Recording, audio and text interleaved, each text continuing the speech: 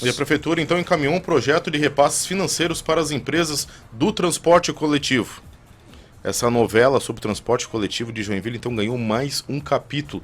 Na última sexta-feira, o prefeito Adriano Silva chamou os vereadores para uma reunião e em pauta estava, então, essa decisão judicial movida pelas empresas concessionárias que operam aqui no município. Durante esta reunião com o prefeito acabou, então, explicando aos parlamentares o que ocasionou essa ação.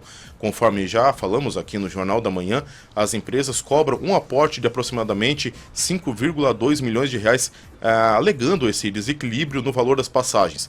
Pela planilha das empresas, o valor atual do transporte coletivo deveria ficar em torno de R$ 5,30 a R$ 5,60. No fim do ano passado, a Prefeitura de Joinville não realizou o aumento do valor da passagem antecipada, mantendo em R$ 4,75. Esse fato é questionado pelas empresas, já que uma decisão judicial de 2015 determina que as empresas não podem sofrer prejuízos financeiros, o que pode acarretar, então, em suspensão dos serviços. Segundo o prefeito, a decisão pela manutenção do valor da tarifa no ano passado foi um fato que proporcionou um incremento importante no número de passageiros. Adriano Silva afirmou que o sistema de transporte coletivo vinha de uma queda de 50% da utilização e que atualmente ainda há 40 mil passageiros dia a menos que antes da pandemia.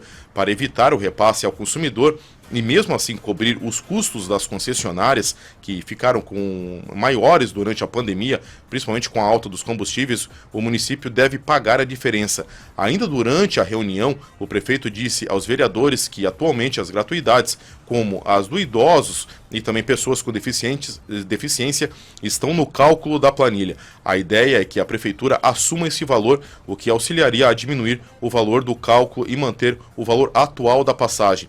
Duas propostas foram enviadas pela Prefeitura para análise e aprovação dos vereadores. A primeira autoriza a concessão de aporte financeiro, visando então a manutenção do equilíbrio econômico do sistema de transporte público coletivo urbano, e a segunda abre espaço no orçamento para 21 milhões de reais para o pagamento do crédito adicional suplementar.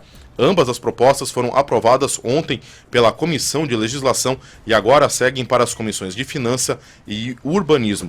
Caso então seja aprovada, essas ideias vão então para votação em plenário.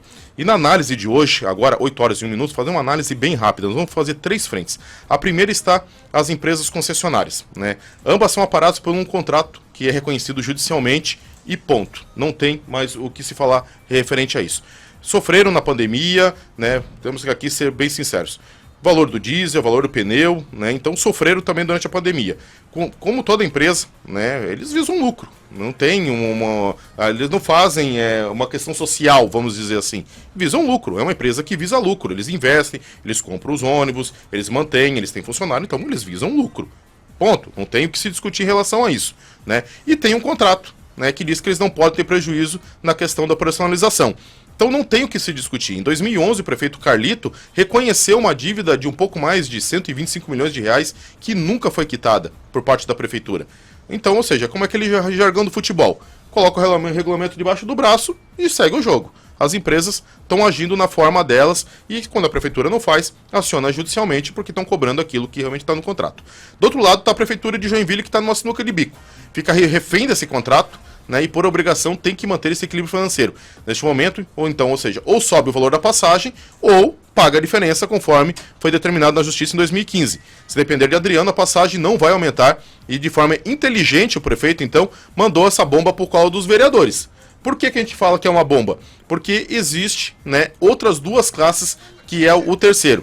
A terceira frente é formada pelos usuários e empresários. Os usuários que arcam com a passagem pelo transporte coletivo não têm um atrativo, vamos assim dizer, e preferem ir para os meios próprios, basta ver como está o trânsito de Joinville, e também para os aplicativos, né? Não pelo valor, mas pela rapidez, pelo conforto, pela comodidade, falta de horários, né?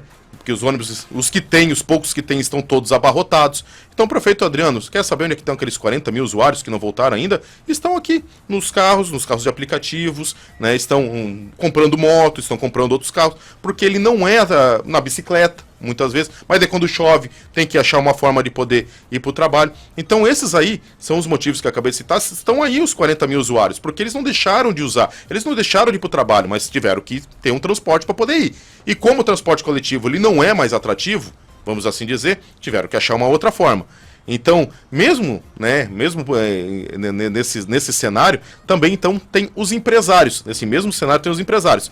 Mesmo descontando, que a gente sabe que quando a gente é funcionário tem aquele 6%, 8%, mesmo descontando o percentual dos funcionários, as empresas eles pagam o valor integral do valor do transporte.